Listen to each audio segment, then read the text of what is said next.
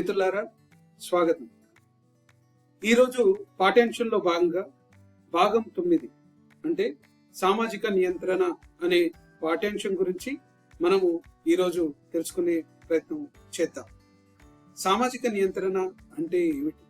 అంటే ఇది సమాజంలో మరి శాంతి ఉండాలన్నా, ఒక క్రమశిక్షణ మరి కొనసాగించాలన్నా, మరి సమాజంలో స్థిరత్వాన్ని కూడా మరి కొనసాగించాలన్నా కూడా మనకు కావాల్సింది ఏమిటి అంటే ఒక విధానాలను మనము మరి ఉపయోగించే విధానాలను, సాధనలను, దానినే మనము సామాజిక నియంత్రణ అని అంటాం. దీనిని సోషల్ కంట్రోల్ అని కూడా అంటారు. అయితే ఇది సమాజంలోని వ్యక్తులు సామాజిక నియమాలు మరి విలువలు మరియు సాంప్రదాయాలకు అనుగుణంగా ప్రవర్తించేలా చేయడం సామాజిక నియంత్రణ యొక్క ప్రధాన ఉద్దేశం. అయితే ఇది వ్యక్తుల ప్రవర్తనను నిత్యము మరి నియంత్రిస్తూ ఉంటుంది. అది సమాజానికి అనుకూలంగా వాళ్ళను మలిచే ప్రక్రియను మరి సామాజిక నియంత్రణ ద్వారా మరి చేస్తూ ఉంటారు. అయితే ఇది సమాజంలో ఒక స్థిరత్వాన్ని మరి క్రమాన్ని నిలబెట్టడంలో ఒక ముఖ్యమైన పాత్ర ఇది సామాజిక నియంత్రణ పోషిస్తుంది. అయితే ఈ యొక్క సామాజిక నియంత్రణలో మరి లక్ష్యాలు ఏమిటి అనే విషయానికి వస్తే, ఇది లక్ష్యాలు ఏమిటి అంటే ఒక సామాజిక క్రమాన్ని నిరంతరంగా కాపాడుతుంది. అలాగే సమాజంలో ఐక్యత ఇది పెంపొందిస్తూ ఉంటుంది. అలాగే ఇది విలువలు మరియు సాంప్రదాయాలను కూడా పరిరక్షిస్తుంది. ఇది ఎందుకంటే సామాజిక నియంత్రణ అనేది ఒక విలువలు, ఒక సాంప్రదాయాలు ఏవైతే మరి ఉంటాయో దానిని నిత్యం పరిరక్షించడమే కాకుండా దాన్ని కొనసాగించే ఒక మార్గం కూడా ఈ యొక్క సామాజిక నియంత్రణ ఎంచుకుంటుంది. అలాగే సమాజంలో ఒక స్థిరత్వాన్ని ఏ విధంగా ఉండాలి, మరి ఉండి దానిని యొక్క స్థిరత్వాన్ని ఏ విధంగా కొనసాగించాలి అనే యొక్క అంశాలను కూడా ఈ యొక్క సామాజిక నియంత్రణ చూసుకుంటుంది మిత్రులారా. అయితే మనకు ఈ సామాజిక నియంత్రణలు అనేటివి మనకు రెండు రకాలుగా ఉంటాయి. అదేమిటంటే ఒక ఫార్మల్ గా అండ్ ఇన్ఫార్మల్ గా. అంటే ఇది ఈ యొక్క మనం గనక చూస్తే ఇప్పుడు కుటుంబాల్లో కూడా ఉంటాయి. కుటుంబాల్లో మనకు అక్కడ పెద్ద వ్యవస్థలు ఉండవు, అంటే నీతి నియమాలు పెద్దగా అలాగా ఉండకపోయినా కూడా ఈ కుటుంబాల్లో కూడా ఈ యొక్క సామాజిక నియంత్రణ ఉంటుంది. అంటే ముఖ్యంగా పిల్లలకు ఏది మంచి ఏది చెడు అనేది ముఖ్యంగా తల్లిదండ్రులు కుటుంబాల్లో నుండే మొదలు పెడతారు. అది ఒక సామాజిక నియంత్రణ. అలాగే సమాజంలో ఉండే ఇంకో నియంత్రణ ఏమిటి అంటే అది ముఖ్యంగా ఒక స్థిరమైనటువంటి ఒక సంస్థల నుండి పుట్టేటువంటి ఒక సామాజిక నియంత్రణ. అవి ఉదాహరణలు మనకు చట్టాలు ఉన్నాయి, పోలీసు వ్యవస్థ ఉంది, న్యాయస్థానాలు ఉన్నాయి.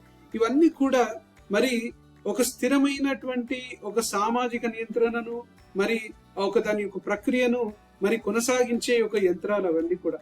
సో అలాగా ఒక చట్టాలు, ఒక పోలీసు వ్యవస్థ, అలాగా న్యాయస్థానాలన్నీ కూడా ఒక సామాజిక నియంత్రణను మరి అవి కొనసాగిస్తాయి. దానిని వాడుకొని మరి సమాజంలో ఉండే వ్యక్తుల యొక్క మనసును, వారి ఆలోచనలను, వారి యొక్క జీవించే విధానాన్ని కూడా ఈ యొక్క సామాజిక నియంత్రణ ద్వారా మరి వాళ్ళను అరికడుతూ ఉంటాయి. అయితే మనకు మనం ఇంతకుముందు అన్నట్టుగా ఒక సాధనలో ఏమేమి ఉంటాయి ఒక సామాజిక నియంత్రణలో అంటే కుటుంబము, మతము, విద్య, చట్టము, సాంప్రదాయాలు, మీడియా, ప్రజాభిప్రాయము అండ్ ఇలాగా మొదలగు అనేకమైనటువంటి సంస్థలన్నీ కూడా ఈ యొక్క సామాజిక నియంత్రణలో ఉంటాయి. మిత్రులారా, ఒక్క విషయాన్ని మనం గమనిద్దాం. అసలు కనుక చూస్తే మనకి ఎందుకు ఈ సామాజిక నియంత్రణ కావాలి? నిజానికి చూస్తే మనము మానవులమే, కానీ మనము నిత్యము మార్పుకై అన్వేషించేటువంటి ఒక మానవులం. మన ఆలోచన ఈ విధంగా ఉండవు. ఇప్పుడు మీరు నేను ఏదో కలిసిమెలిసి అలా ఉండొచ్చు, కానీ వ్యక్తుల యొక్క ఆలోచనలు మారుతూ ఉంటాయి. అంటే సమాజంలో అలజడి సృష్టించే ఒక వ్యక్తులు ఉంటారు, ఒక అల్లర్లు సృష్టించే వ్యక్తులు ఉంటారు. వాళ్ళను నియంత్రించాల్సిన అవసరం ఎంతైనా ఉంటుంది. అందుకు ఈ యొక్క చట్టాలు, పోలీసు వ్యవస్థ, ఒక కుటుంబం, ఇవన్నీ కూడా అవసరమే.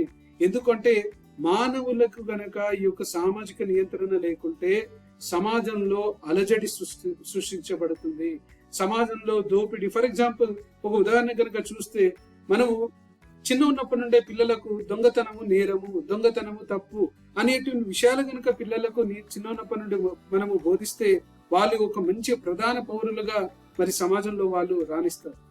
అలాగా విలువలు అనేటివి చాలా మరి ముఖ్యమైన పాత్ర పోషిస్తాయి. కావున మిత్రులారా, ఈ యొక్క సామాజిక నియంత్రణ అనేది ఒక ముఖ్యమైన ఘట్టం, ఒక ముఖ్యమైన భాగం.